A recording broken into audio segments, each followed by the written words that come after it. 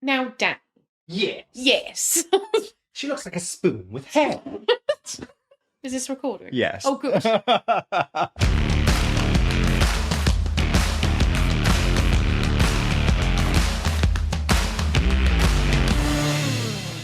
Yeah, we're back. Hi. Hi, with probably just a bit of a prelude episode / mini review episode. Yeah, 2021 is over. We're not going to live in the past anymore. We are now looking to the present and indeed the future. Mm-hmm. Well, considering 2022 has already kind of booted the door down. I mean, my God, I have spent so much money in the game last 2 release weeks. schedule has just been unsubtle, Relentless, obtuse. It's been like bailiffs offensive at the door. It's just give us your money. Literally that. It's just, it hasn't started. Like January was a bit of a oh, you got paid, brilliant, here we go. Like, just recover from Christmas and fucking hell's bells. Will you slow down? Yeah, it's been insane. Yeah, so 2022, I mean, it's just been a wild 4 weeks. Yeah. Games. 2 major titles have dropped in the last 2 weeks. One and another one in addition to that was completely unexpected. Yes. 3 big games have come out in the last 6 weeks. Yeah. I mean, 4 weeks probably is more. Actually, yeah, 4 weeks. In the February alone, we've had 3 major games on our horizon anyway. Yeah. So, where do we start with something? Where do we even begin? Well, this was supposed to be what we're looking forward to in 2022. But because we wanted to kind of reflect on last year, we're at a point where it's already started. It's already started. We're actually late. We're there, yeah. So one of the ones that was really on my agenda is one that I have already finished for all intents and purposes. I'm doing last minute mop up on Horizon Forbidden West. Yeah. So at time of recording, this is beginning of March. So we've just come out first of February. Week of March. So yeah, Horizon Forbidden West, which is the sequel to Horizon Zero Dawn, yeah. The Frozen Wilds. Was that what it was called? Frozen Wilds was the DLC. Was the DLC, yeah. I actually only finished Zero Dawn. I finished Zero Dawn after Forbidden West came out. You did? Am I right in thinking that was your first playthrough? No. Oh, it wasn't. No. Did you play it at the time, though? I bought it at launch. Did you finish it, though? No. No, that's what I'm thinking, because I remember I got much further in it than you did. Yeah. And I don't know why that was. I got to about the halfway point. I think what happened was, and Forbidden West is kind of the same, is you are very much encouraged in very subtle ways to follow the main quest and to keep following it. Yes. And I think what I did with my first playthrough of Zero Dawn is kind of fall down a rabbit hole of side quests and errands. Well, yes, because you've got those things called the cauldrons, haven't you? Which you can go into, which are like, so you go into them and there's... They're almost like remnant vaults from Andromeda, aren't they? That's exactly what they are. And you would go in and you'd fight off a swath of enemies and then you would unlock some admittedly very good upgrades. And you can also just explore old world areas that would give you bits of lore, and so there was a lot of actual incentive to explore the world. I think I got sidetracked and then decided that it was boring and just burned yourself out. Yeah. But once Forbidden West was out, I was like, okay, well, I can't play Forbidden West. Forbidden West looks incredible. Did you play Frozen Wilds? That was the first time I played Frozen Wilds. See, I've never played it. I never went, but I played... It's brilliant. I played Zero Dawn once, and that's not because I didn't like it, but it's because it was a huge game, and I have nothing but fond memories of playing it, and I had every intention of going back to play it at some stage and just never got round to it, and likewise never played the DLC. Yeah. But I have it on good authority. There is a PlayStation 5 upgrade for the original. It's up to 60 frames per second. So I think I might need to jump into Zero Dawn again and the DLC before I pick up Frozen Wilds, which will be Forbidden West. It's too many subheadings. Call it Horizon 2 before I go in, but it'll be... I'm torn at the moment between just jumping straight in with a playthrough of Forbidden West or picking up Elden Ring, which is the other one. Oh, yeah, we'll get onto that in a minute. Yeah, so it's there's 2 big games at the moment that I just think I can only buy one because I can't justify buying both of them because I won't play them at the same time. So it means nothing to me. Agreed. And then there's also another game which I've just picked up, which is another massive one, which is also buzzing along in the background with no sign of slowing down. That's at least going to have another 2 playthroughs in it, I think. It's just been mental. Yeah. Where are we supposed to possibly fit all of this into our day? I have no idea. But I'm making excellent headway with Forbidden West. I've finished the main storyline. I've also finished all of the side quests that I'd unlocked. I think there's more out there that I haven't found. Mm-hmm. So I'm just kind of doing last minute mop up of picking up relics and clearing out the rebel outposts. I'm very excited to play Forbidden West because so good. I really loved the original one, and the thing that got with me with the original one is I loved the character of Aloy. She's brilliant. She's Lara Croft wishes. the world is just so charming as well. It's beautiful. Like, it's everything about that game is just it's a pastiche colour of, it's just a wash of colour. It's just, everything about it is vibrant and alive. There's so many references as well, because on the face of it, you can draw immediate parallels with Tomb Raider. Yes. Assassin's Creed. The reboot Tomb Raiders, I'm guessing you mean, Assassin's Creed is another obvious one. God of War as well, I would God of say War, the reboot of God of War. But then there's all these other references that I picked up on when I played Zero Dawn this time. Things like Mass Effect. It's the sci-fi aspect, this idea that these sentient machines that were created by humanity and then have kind of gone wrong. You're right. The thing I love about Horizon, I think that makes it quite special, is that it is simultaneously a game that feels like a fantasy, totally abstract fantasy, while also being completely grounded in this sense of sci-fi reality. Yeah. Because it is basically like the world has reset itself and has gone back to a more primitive time while also having up-to-date technology. So it feels like it could just be a fantasy game in the vein of something like Final Fantasy. Yeah. But it is grounded in the world of now. Yeah. That this is what basically humanity has done, has ruined itself, basically, as it's bound to do. And in that regard, that was another reference that I picked up, which was Wheel of Time.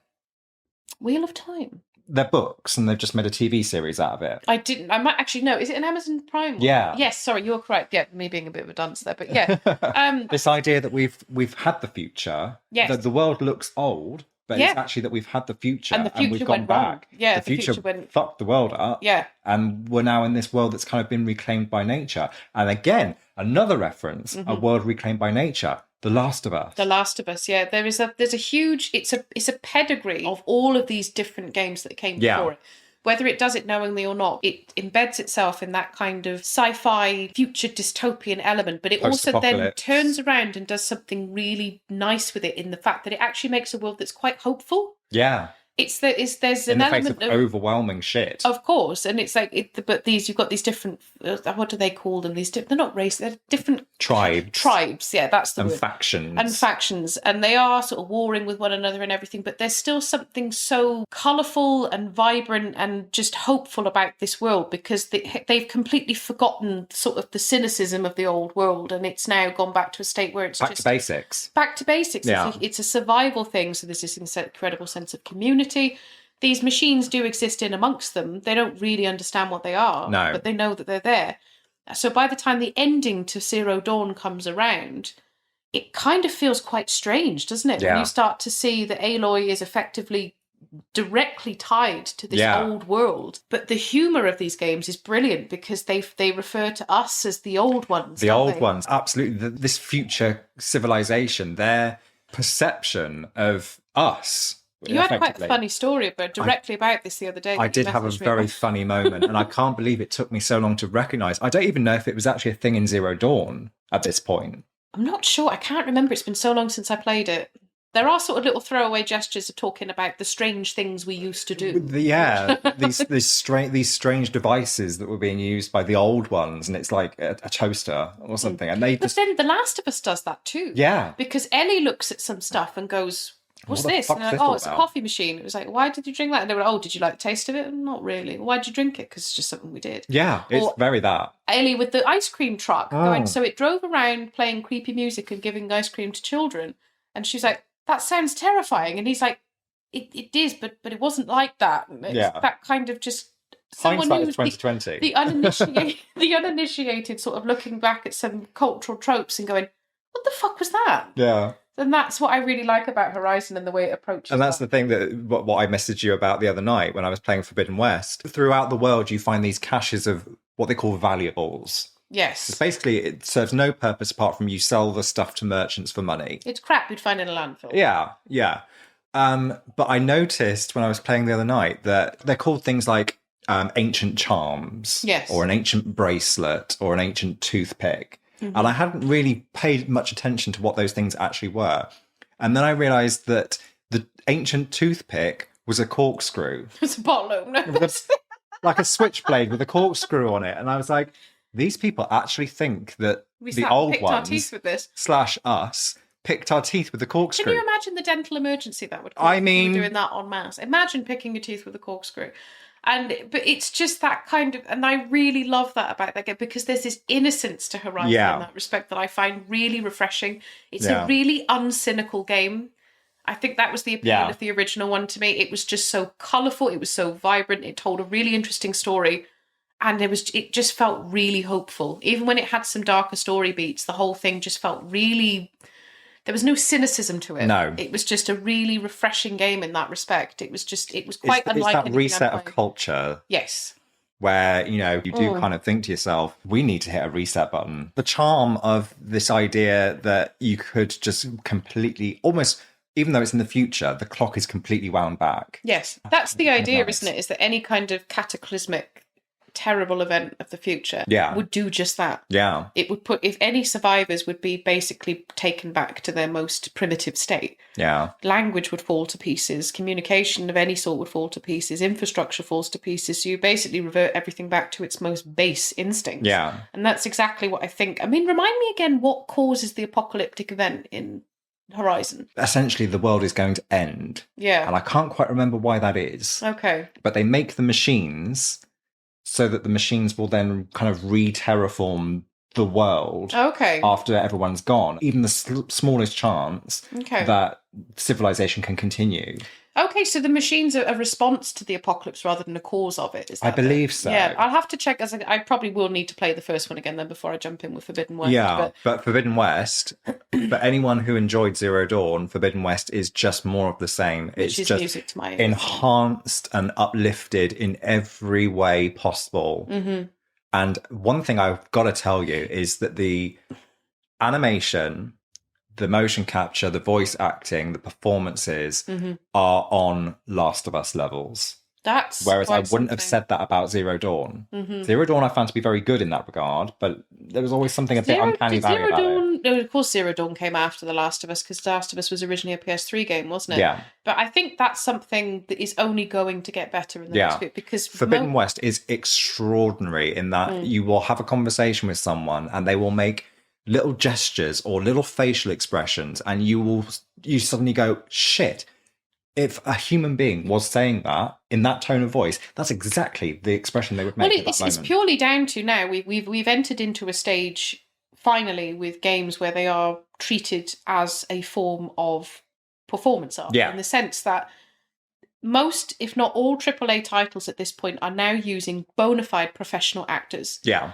And basically what they're doing with mocap is they're doing a form of black box theatre. Yeah. Obviously they don't see what's going on in the game, but they're acting out all these scenarios and whatever else. So when you have these top tier theatre actors doing these performances, not just theatre, cinema too, you get these actors who, that is the bread and butter of what they do. They're bringing an authenticity to these performances, whereas that previously wasn't. I mean, like we spoke about it before with what was the game we were talking about? Oh, it was with Final Fantasy, saying that there was always an element of snobbery about gaming before, that it was some sort of subpar medium. It was cheap, and it was the way theatre actors used to look at cinema. Yeah. When cinema first became a thing, it was considered to be a low rent form of expression, and it was the true actors stayed in the theatre. Kind of thing. Yeah.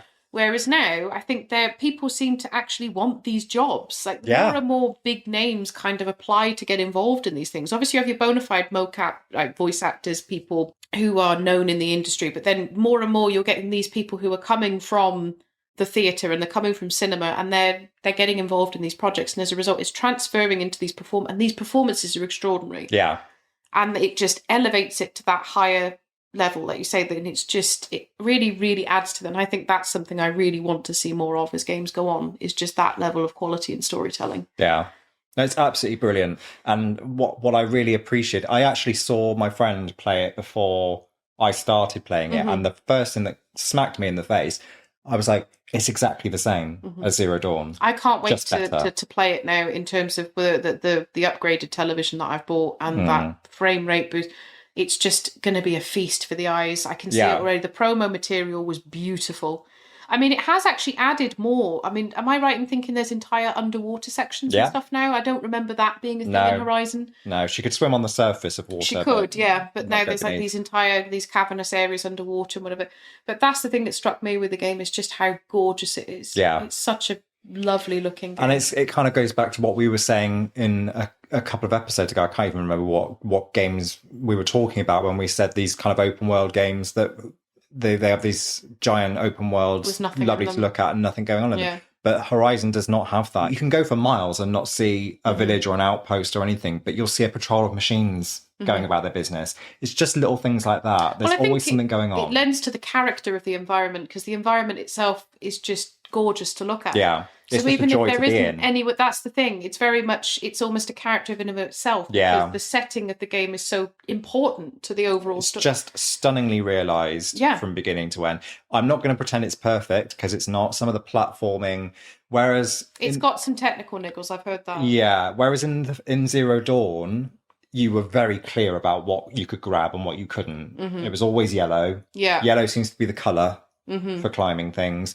You would have a ledge or a thing or something, and it would be very clearly denoted whether you could climb on it. Okay. With Forbidden West, they've kind of thrown the baby out with the bathwater and made it so that a lot more things can be interacted with when you're platforming. But it's not necessarily clear as to what those things are. Well, the thing is, you can pulse your focus and it will show you where the handholds are. What I mean to say is, because there are so many more handholds and ledges, the platforming almost feels a bit janky compared to Zero Dawn. Okay, so it's almost like there's too much variety. There's too much variety. Where it's not quite as fine-tuned. The code must be spaghetti.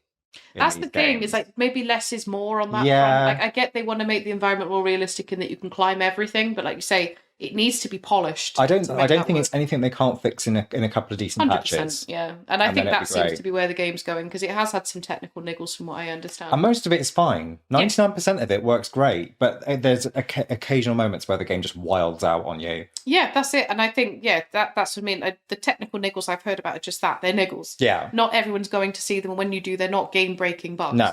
But it's just something that can be done with a bit of fine-tuning. Yeah, You know. So Horizon is definitely on my list to play in the next month or so. Yeah. So that probably brings us on to the next big one, which is Elden Ring. Yeah. This again is one that I wasn't that fussed about. I was interested because it's Souls, but my enjoyment of the Souls franchise is very limited in that I like the Bloodborne game and I like Sekiro. I've never been a huge fan of Souls, so I was a bit unsure as to whether this game was going to be for me. Yeah. But the more of it I've seen, the more I've realised that actually it seems to be a game that actually caters to every single one of those fan bases almost. Because there's a play style in there that will lend itself to whichever one of those games you love the most. Yeah. So the class system's been expanded quite a bit. The combat is probably the best it's ever been in the whole franchise. It makes use of some of the best mechanics from all of those games. That's it. I mean, for me with Soulsborne is a really odd series for me, because either a Soulsborne game will grab me by the throat and it won't let me go until it wants to discard me 100 hours down the line, or it's like fucking Teflon. Mm-hmm.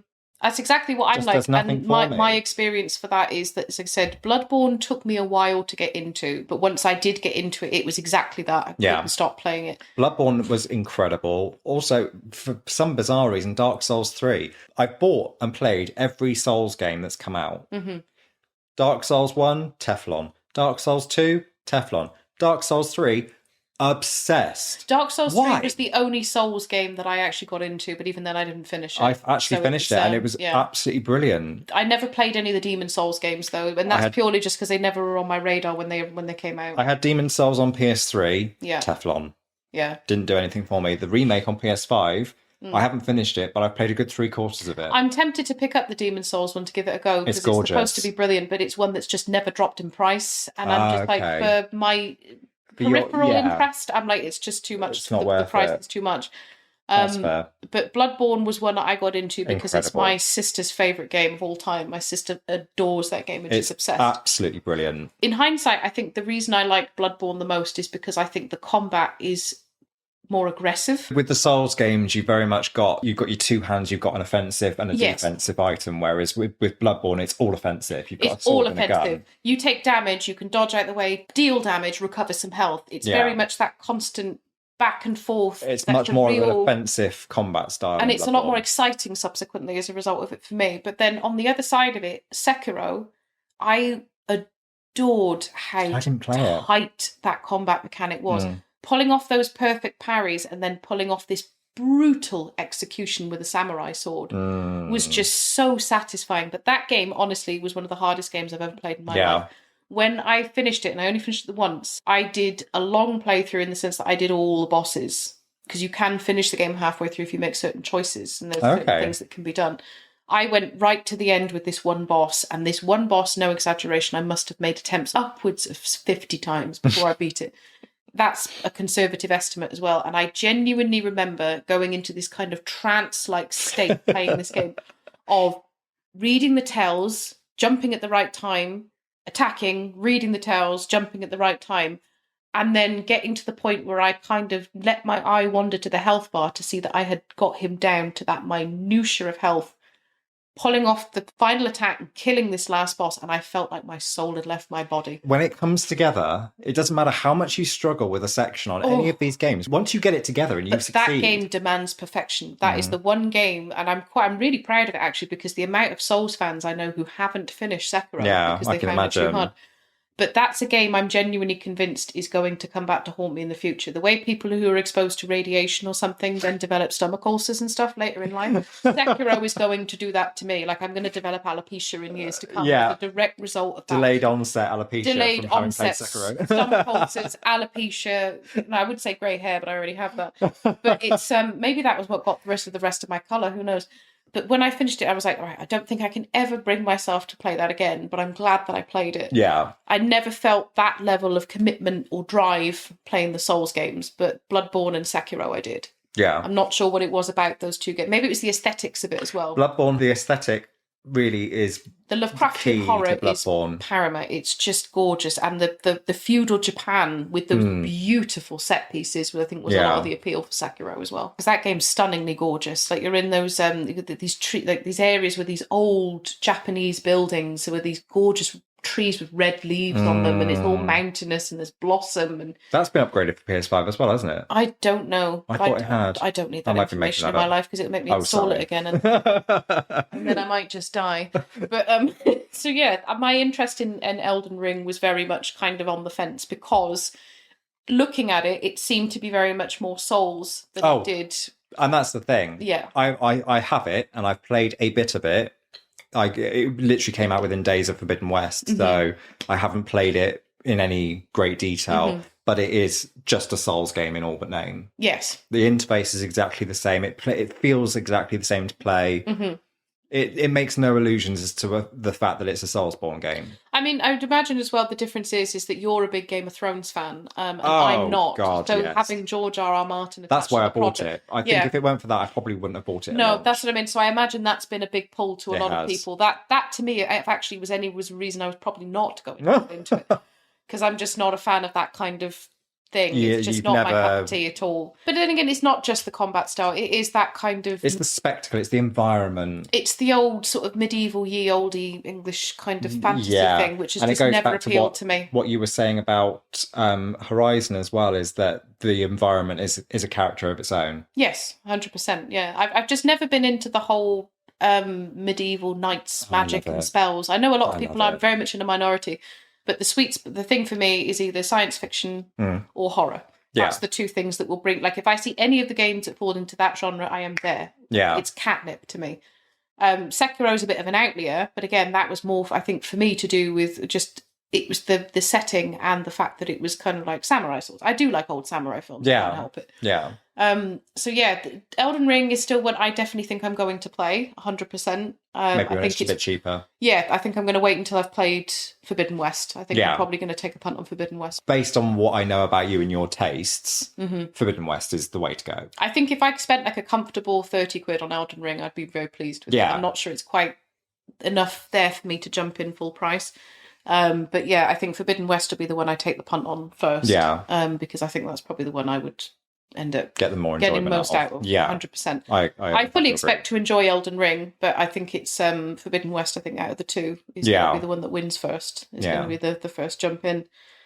And then I suppose the other big one that's dropped, which was a complete shocker. It was unexpected. It wasn't on anybody. Well, it was on everyone's radar, but we had no date for it. We had no idea when it would come. Was Cyberpunk 2077 on PS5? Which I am going to throw my hat in the ring now and say is brilliant. That's fair. I know there's a lot of people out there that still will make the same criticisms about the game they did before, and that's fine.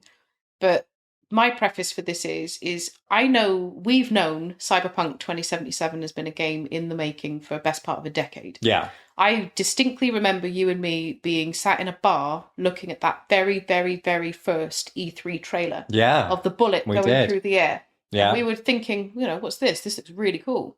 And then forgot all about it. For many years. Didn't even watch the E3 reveal trailer that was at E3 2018. That kind of one. I knew it happened, but it didn't register with me. I was like, okay, that could be cool. I knew people were talking about it, but it kind of, between the point of announcement to the point where it was like about to drop, it wasn't on my radar in the sense that I was pumped for it. So when the game came out, if the game had come out as it is now, I would have been head over heels for it, because I had no expectations of it. Yeah. I'm not saying it doesn't have flaws, because I think it does, and stuff we will go into in our episode. But I actually think it's probably one of my very favourite games of the last few years. It's brilliant. It is brilliant. The story is just, like I said, it's my perfect game in that respect. It's that dystopian science fiction. Yeah. It is it's cyberpunk. That's what it is. Yeah. It's that kind of, so it's the genre-wise, it's absolutely there for me anyway. And I think it's got one of the best written stories that I've seen in ages. And it's not just the one story, it's all the different stories in the game. Yeah. Some of the best characters I think we've seen on screen for a long time. Just everything about this game is just married into this fusion. And I still haven't finished my first playthrough because I'm determined to do everything before I go into the ending chapter. And then I'm going to do another playthrough with a different type of character and then do it that way. But I just think it's come out of the blue. I wasn't expecting it, and it has monopolised my time without shame since the day it dropped. I went out and bought another PS4 copy of the game, cheap, and then just installed the upgrade. And I haven't played anything else since it dropped. And I'm finding that I'm trying to make time for it every day, whereas before I'd be like, no, I should just go to bed early, really. I can do an hour, which is definitely not an hour. Another 2 to 3 hours, like, oh shit, there's the time. But it's just totally monopolised my time and captivated me since it dropped. And it's just been such a treat that I didn't expect. So, but more on that when we actually do our episode. We're going to do a proper deep dive into Cyberpunk and kind of the history of the game from the disaster of the original launch. And I think it will be a deep dive, that one. I think that was going to be a bit like our Mass Effect episode, because I think there's so much to talk about. There's a lot to cover. There's so much to talk about in terms of story, in terms of character, in terms of how we both came to the game and the differences between the versions now. But patch 1.5 for next gen has improved. It's not with, like, there are bugs. I think the one thing I will say for it is that when I first played the game for the first few hours, the core story and everything else, I didn't notice many bugs. So I thought, wow, they've really, really done a number on this and really fixed it up. And I think they have, but I've noticed the more you go off the beaten track to the side missions and stuff, that's where you start seeing less bugs attention has been again. Paid. Yeah. So again, but it's not game breaking stuff. No, it's and it never. Well, for me, it never was, because I was playing on an Xbox Series X from day one when it. Well, I played on a PlayStation 4 Pro, and it was better. But it was still very janky. It was janky. So that was the thing. And that, as a result, I did finish the game, but I probably found that because of the problems that it was giving my hardware, because it made my hardware sound like a jet engine. Yeah. I felt like I probably did somewhat rush through it to avoid a house fire. So this time around playing it and getting into the minutiae of everything, it feels like a totally different game than the one I played 12 months ago. That's lovely. So when did it come out? Actually, 2019. So yeah, it was longer ago than that. So yeah, it was a completely different game than the one I played back in 2019. I genuinely think if this game had released, if they'd had the courage to say, we're not doing the PlayStation 4 and Xbox One versions, we're going to keep this next gen. It was a victim of the timing, wasn't it? If they'd have kind of gone with it and said, this is going to be a PlayStation 5, Xbox Series X and PC release only. Now, this game would be it would have been received very, very differently. I think those diehards that wound themselves up into thinking this was going to be some kind of... I can't even begin to imagine what some people thought this game was going to be. Yeah. Because it was only ever going to be a disappointment for them. Because there seems to be these people who've had these just bizarre and wildly unreasonable expectations for what this game was. I think that was as much to do with the marketing of it than anything else. I think it bought into its own hype and then generated all this extra hype among the consumer base. Yeah.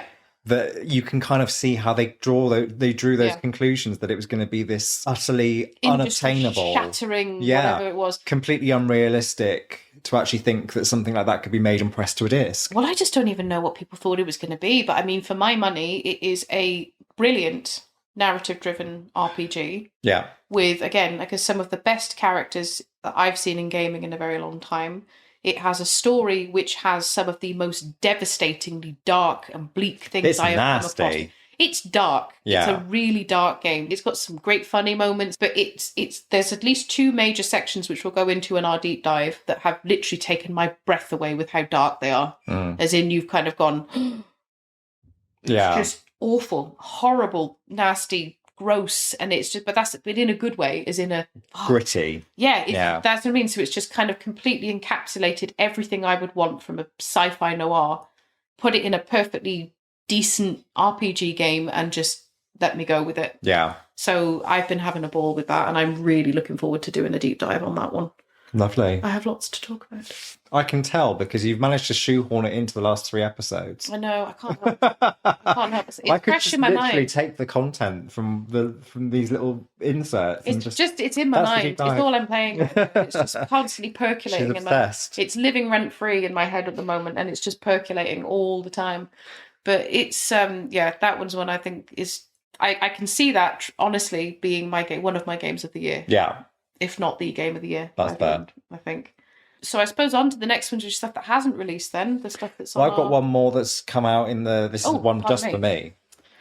This is one just for me. This is a few years ago. This is going back to what we were talking about in the last episode. Yeah. When I mentioned the Atelier franchise. And kind of JRPGs in general, and how we kind of... Is this the one you bought the other day? Yes. Yeah. So... because I can't actually talk about the new one because I haven't started it yet. I'm actually thinking I might start it tonight.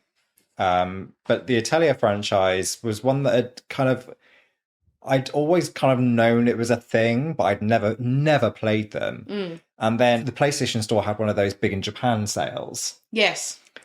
And I was very taken by the artwork for one particular game, which was Atelier Rise. What was the full name? The full names of these games are such bullshit. You are going to love it. The thing with animes that have about 3 subheadings to them as well. Atelier Riser, Ever Darkness, and The Secret Hideout. What does that even mean?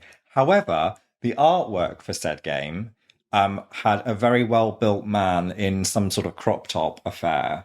Well, of course, that was going to... I was like, sold. It was about 15 quid, and the secret... They don't normally do direct sequels to these games. It's a bit like Final Fantasy. Bit like Final Fantasy. Yeah. It's always a cutesy Japanese lady, young lady. Yep. But it's usually a different one every time. And this was the first one where they were doing a direct sequel, and the direct sequel was just about to drop in the next couple of months, which was why the original was on sale. So I thought, okay, there's a fit guy in the promo picture, so I will buy it. Naturally. So I mean, so marketing is everything, people. So I did, and I didn't know what to expect. And when I first started playing it, I was like, okay, I'm not sure about this. But then it just had me. The whole premise of an Atelier game is that you've got this typical cutesy anime girl who has a knack for alchemy. Okay. So she'll have her cauldron and she'll be brewing up something and having a lovely time. She always lives in a lovely area and has a lovely life. And then something will happen that threatens all life on Earth or whatever.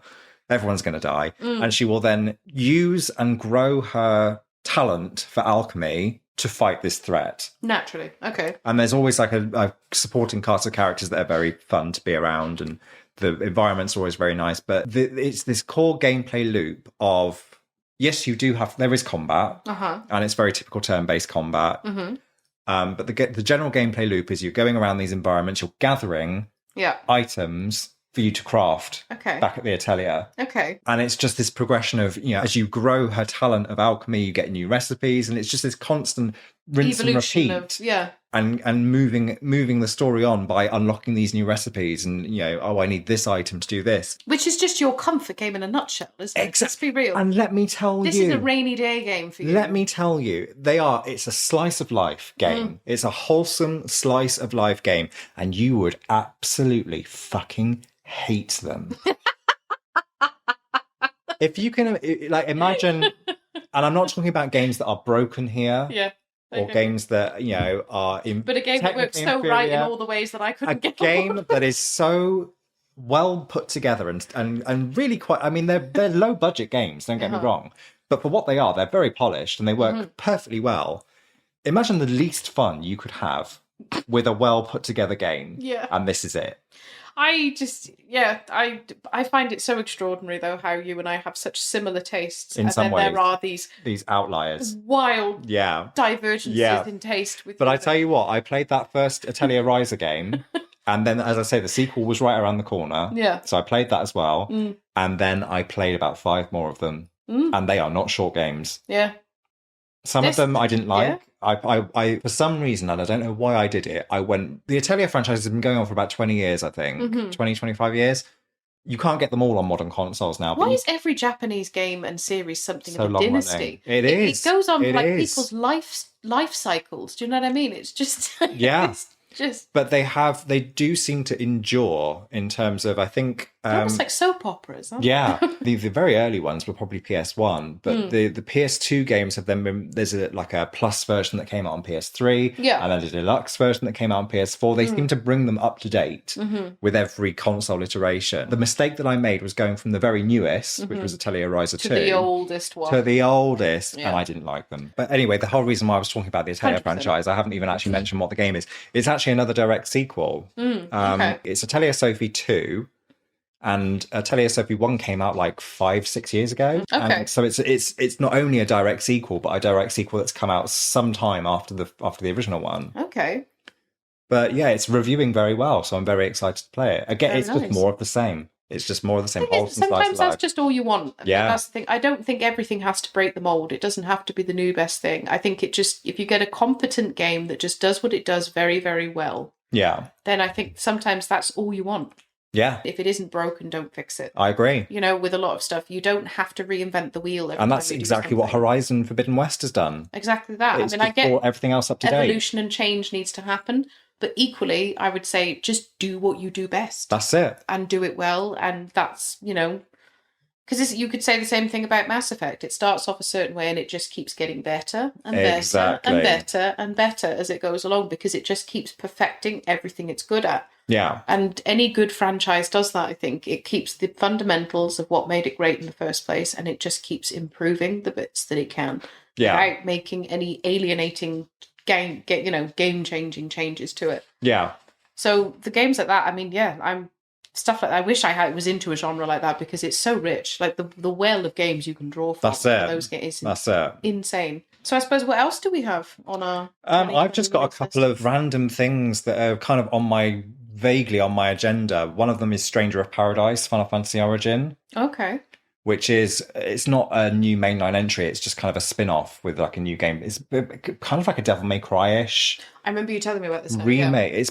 Yeah. I don't want to say a remake. It's kind of part reimagining of the first Final Fantasy game. Okay. In like this real-time combat hack and slash kind of. Going back some decades then. What's 1989? I was going to say it's got to be 80s for Final Fantasy. I've seen some of those old games, and they are proper RPG Maker text block RPGs. I've seen them play, because a streamer I follow online has a bit of a soft spot for them, and every now and again we'll go back and play them.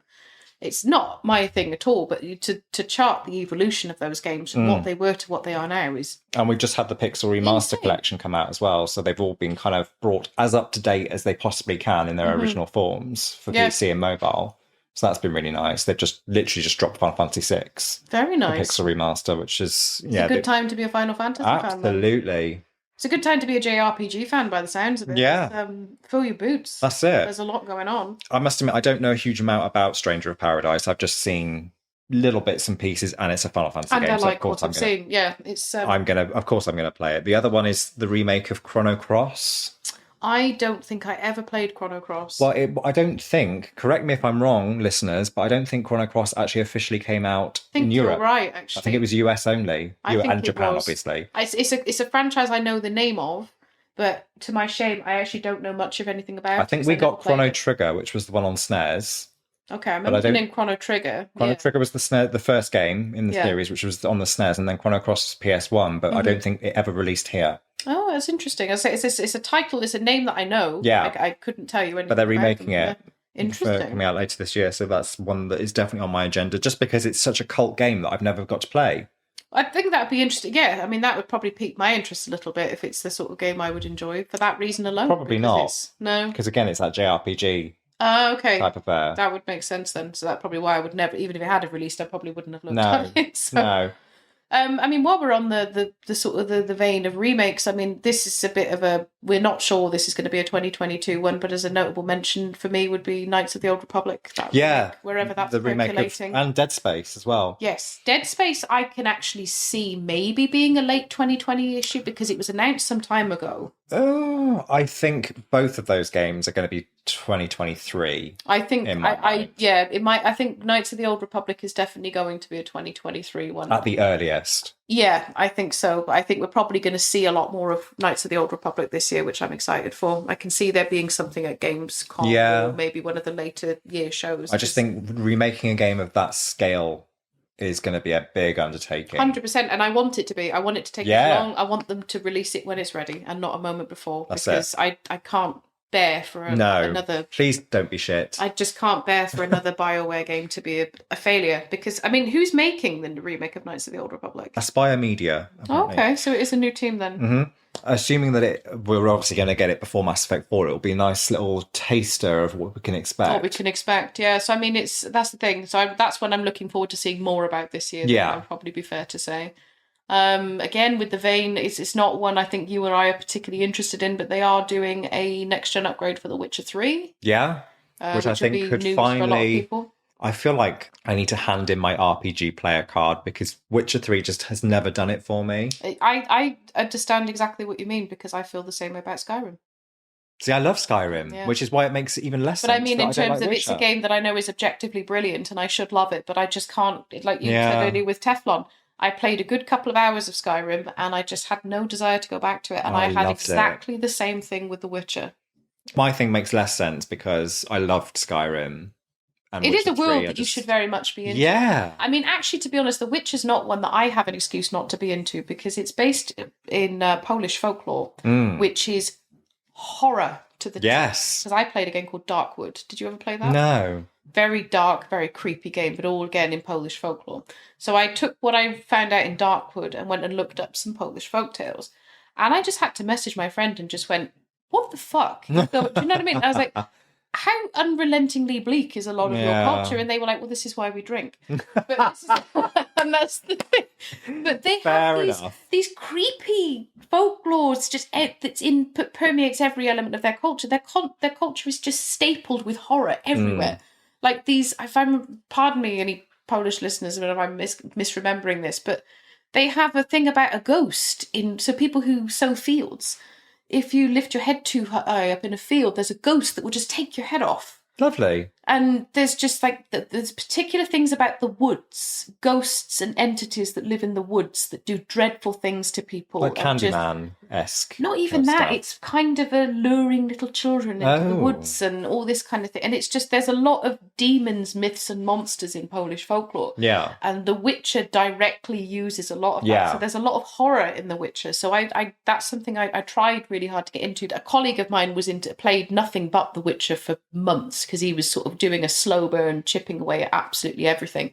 And he adored it. He had nothing but praise for it. Yeah. So it is something I think I'm maybe going to try and force. I'm going to give it one final go with the PS5 version and see what happens. I'm going to do it at a quiet point because I think what's happening is I'm playing it at a time when there's loads of other stuff to play. It's very easy to get distracted with stuff like that. No, easy. And it's the game that I hold responsible for the unreasonable levels of hype with Cyberpunk 2077 because The Witcher 3 did raise the bar very high for RPGs. Yeah. To the point where I think people thought that they were going to take that and then launch a rocket off. It was going to be another industry changer. Yes, exactly that. Whereas I would say it's probably objectively just as good in my mind now. But I think that was the game that most people played and then went into Cyberpunk 2077 expecting this second coming of Christ, which didn't materialise. Yeah. So I'm going to give it another go with this upgrade, I think, because I have got it on PS4. I got it very, very cheap when I got it. So if I've got it and it's a free upgrade, then it'll be a How can you say no? Yeah, I mean, I'm not certain whether the Witcher upgrade will be free. If it isn't, it won't be a lot. No, and that's the thing. I mean, if it's something I would probably not get right away, it'd be something if I didn't have much to do, I'd probably try and give it another punt so I could give it the time it deserves. But while we're on the subject of upgrades and remasters, we've also just heard, literally days ago, that Resident Evils 2, 3 and 7 are coming to PS5 later this year. I am simultaneously excited and not fussed about, as in I will definitely be interested in the Resident Evil 2 upgrade. Yeah. 100%.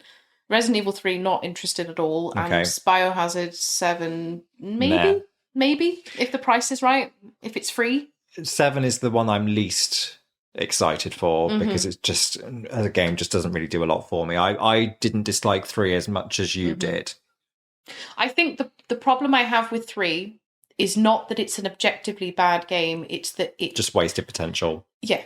It should, this isn't gamer entitlement or anything like that. It should be better than it is. Yeah. Because it quite literally just needed to follow Resident Evil. That's it. That's all we wanted. It's all they did in 2. Yeah. That's all we wanted from 3. I know it was made by a sort of a side team and everything else, but the foundations were all there. Yeah. And nobody asked for that game to be released 12 months later than 2. Exactly. It needed at least another year of dev time, and it needed some polish, it needed some love and care, and it needed to be longer. I'm just going to throw it out there. It's too short. You can finish that game on a first playthrough in about 5 hours, 5 to 6 hours. Yeah. It is short. It's very, very short. Yeah. And I think there needed to be more love and care put into the Nemesis. I think he was too scripted. He was. Because those initial sequences when you're playing the game and he's running around everywhere, it feels scary. Yeah. But what I've noted when I play, because I did play it a good couple of times, the one thing I noticed very quickly was that he was nowhere near as free roaming as he seemed to be. No. And the more I played it, the more I realised he actually was scripted and on rails. Well, he was on rails for any of his major appearances, but a lot of his jumping in and out of the game was scripted. It was nothing on par. I mean, Mr. X to some extent was as well, but I think they dealt with that better and it felt a lot more organic. Yeah. You felt like you were being actively stalked by Mr. Absolutely. X all the time. The other thing that let Nemesis down was, and I get, as when you compare the two, Mr. X with Nemesis, Nemesis is a much more powerful variant. You can't reasonably have him running around with a rocket launcher. It would be so annoying. But you just couldn't do it because you would have to create a game where basically if you spend too long in a building, it's going to be a smouldering pile of rubble. Yeah. That's it. So in that respect, I know it doesn't work. But equally, Nemesis is a threat. Yeah. He's supposed to be a very real threat, and he just doesn't feel like one. No. Once you kind of figure out what's going on. Yeah. And he actually just becomes more of an annoyance than he does, which is unforgivable. Which, to be fair, I mean, we've said the same thing about Mr. X. After a couple of playthroughs, the bloom does come off the rose, and he just becomes very irritating. I think so, I agree, but what I would say is that took a while to happen. It did. As in, the first few playthroughs of Resident Evil 2 was very much a solid survival horror experience. Yeah. Whereas, I don't know if it's just because maybe I was a bit more seasoned by the second one by that point. I just never felt that same level of threat from Nemesis when I jumped into RE3. So, I mean, to be honest, if I've got them and they're free upgrades, I probably would give RE3 another play. Oh, they're all going to be free. They've said they're going to be free. Fantastic. But they've also said there's going to be no new content. So this Resident Evil 3 director's cut that's been rumoured for months. Well, you say that's been rumoured. It's never actually ever been rumoured. It's something people have been asking for. People talk about it on Reddit. That's enough. Well, that's the thing. There's never ever been any talk of that being done. It's something that people have decided might happen. It's going. They want it to happen, so therefore it's happening. But the thing is, Capcom. It would be an admission that Capcom dropped the ball with it for them to do that. It's just the fact that the game is unforgivably undercooked to the point where there are sections missing out of the game. The clock tower is one that's missing out of the game. And it's just the one other thing I really, really do not like about Resident Evil Nemesis is I think that some of the enemies in that game are dreadful. They use, and it's lazy because they use enemies that appeared in the DLC for Resident Evil 2. So, those survival modes. Pale heads, yeah. So it didn't even have the good grace to create new enemies. No. It just recycled crap. And they were crap in that DLC too, because I really didn't like that Resident Evil DLC. I thought it was garbage. The stuff too, the Ghost Survivor thing. The Ghost Survivor thing. I really didn't like it. I thought it was rubbish. It was a really missed opportunity. If they were going to do a Survivors thing sort of one, I basically wanted to see what Annette Birkin was doing. the whole time. I think they, or they would have been Ada Wong. very well served to literally just do a remake of that. What was the mode? Was it just called the battle mode? Extreme battle mode? Yes, it was extreme battle where mode. you had to defuse the bombs and get to a certain point in the game. You're right. All Yeah, of that. The stuff that was in the DualShock Why not do version. something like that? Yeah. And likewise with Resident Evil 3, where was the Mercenaries mode? Yeah, Resident Evil 3 was just an undercooked mess. Yeah. And I hate it because it is such a low grade offering. Off the back of RE2. If it had been 30 quid. Yes, if it had come out cheaper, then that would have been different. Or actually, I will say it again, I would have felt less strongly about it if it had just been released as a piece of DLC for RE2. 2, yeah.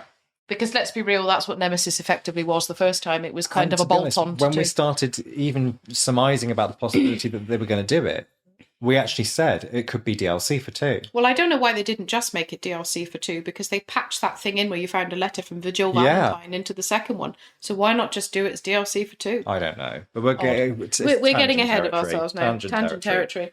So yeah, those remasters, I would definitely jump in for the second one. I'd be 100% in for seeing that.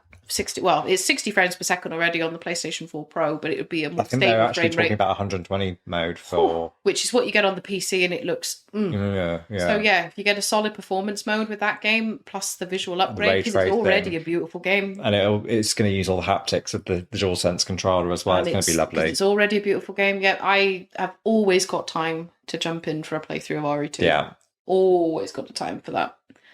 So yeah, that's another big one. I suppose what else is there? The only other one on my list is the new Saints Row, and that's kind of a vague looking at a distance, thinking, "Oh, that looks like it could be interesting." I think that one's going to be popular for the simple reason that Rockstar need to get their shit together and stop fucking re-releasing GTA 5. Yeah.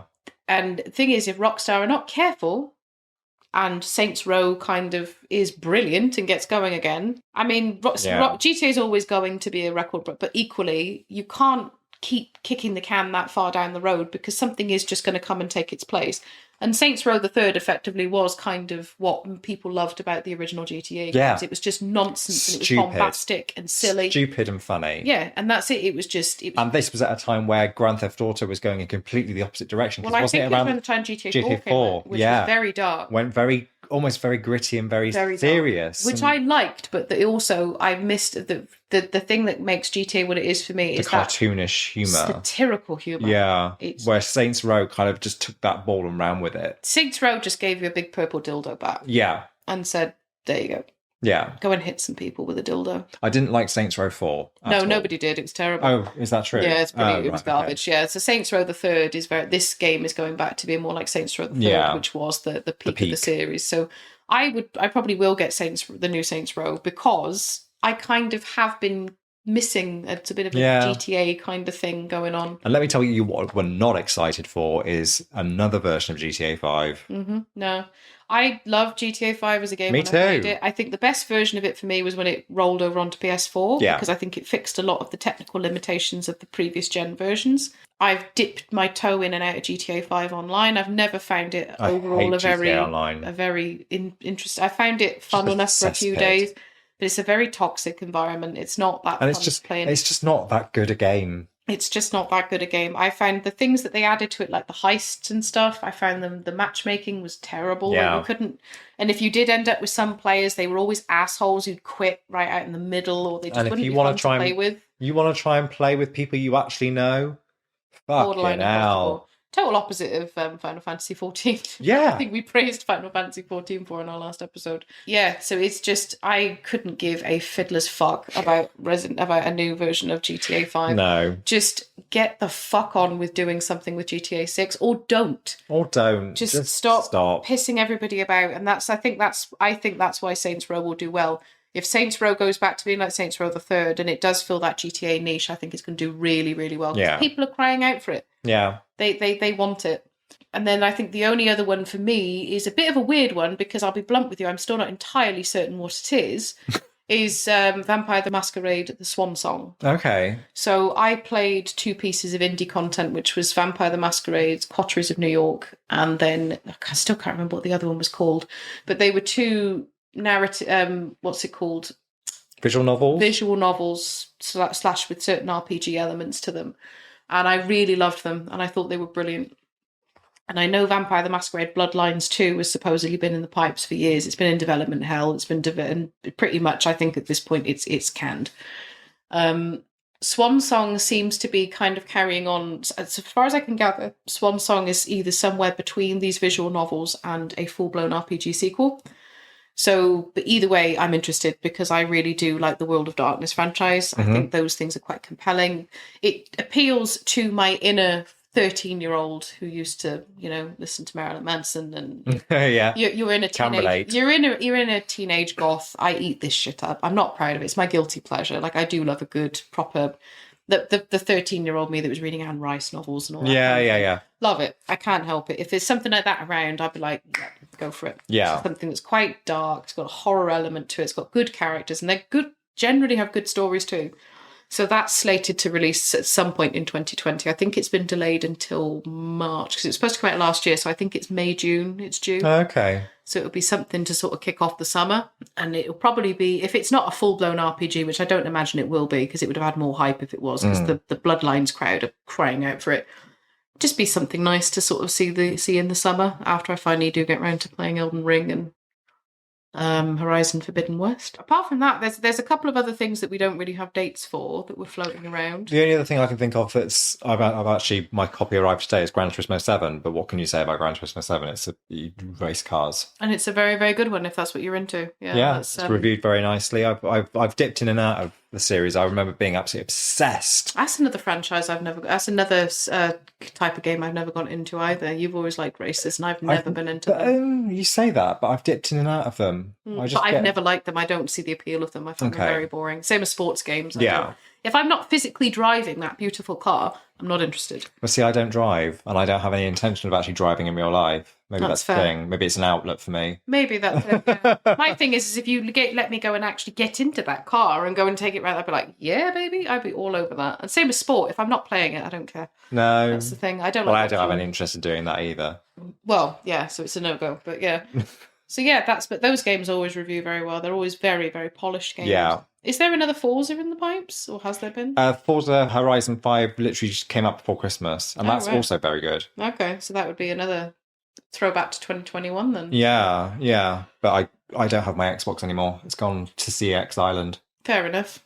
Because I just haven't got the bandwidth to be running. I've already got the PS5 and the Switch. I haven't got the bandwidth to be running a third console as well as my PC. You just don't need it, arguably. No. Because, you've got those Microsoft Game Passes and stuff. That's it. Anything there's no reason to. Anything Microsoft exclusive I can play on my PC. Yeah. And as I said in the last episode, I think it was, there is a bit of a trade-off playing multi-format stuff on PS5. But it's made up for with that haptic feedback and the 3D audio and all these kind of extra layers of immersion. Actually, I've just remembered there is another one on my list for 2022. I've kind of already played it, but not really. It's Dying Light 2. Yes, that is one. You're right. That's another one that has come out because that was another big release right at the beginning of end of January. It was another February one, I think. That one I came into the first one very late. Me too. I didn't play it on release. I came into it really late. I bought it on a sale. And I really liked what I played. I never finished it, but I really liked what I played. I was looking forward to this one because I was quite looking forward to the idea of a cooperative open world. The co-op is shit. But that's the thing. I've heard again that the co-op is very good. It's the same issue as the first one. But then I know that the game is supposed to be a story about isolation, but I'm like, you've created this giant playground. Just let me play it with a friend. Yeah. Why would you not let me play it with a friend? It's about a group of survivors. Just let my friend be one of the survivors, I absolutely loved the first one in the end. Again, I was like you. I was very late to the party. I didn't play it for years. And then I played it all the way from beginning to end and the DLC, and I loved it. So the second one has been on my agenda for a while. But the thing is, I got it for my Xbox, which I now don't have.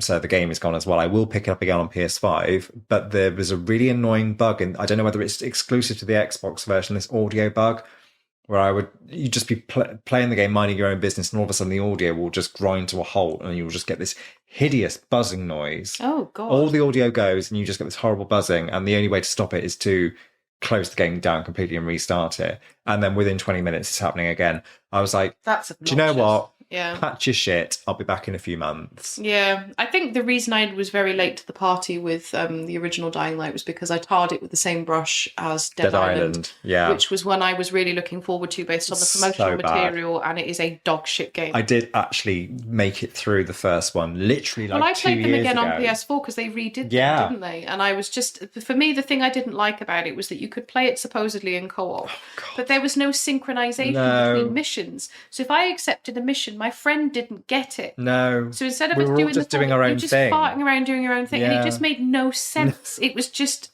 a weird game that was just broken and weird. And I don't even know why are we talking about this? Oh, we were talking about Dying Light 2. Yeah, so we're just another tangent for everybody. We do this a lot. We may eventually stop this trait of ours, but I suspect not. But yeah, I can't think of anything else off the top of my head. I think we've been spoiled again out of the gate. So I'm hoping by Easter, May time, I'm going to have played both Elden Ring and Horizon, and then if anything else does spontaneously drop for the rest of the year, then I'll have time to play it. Yeah.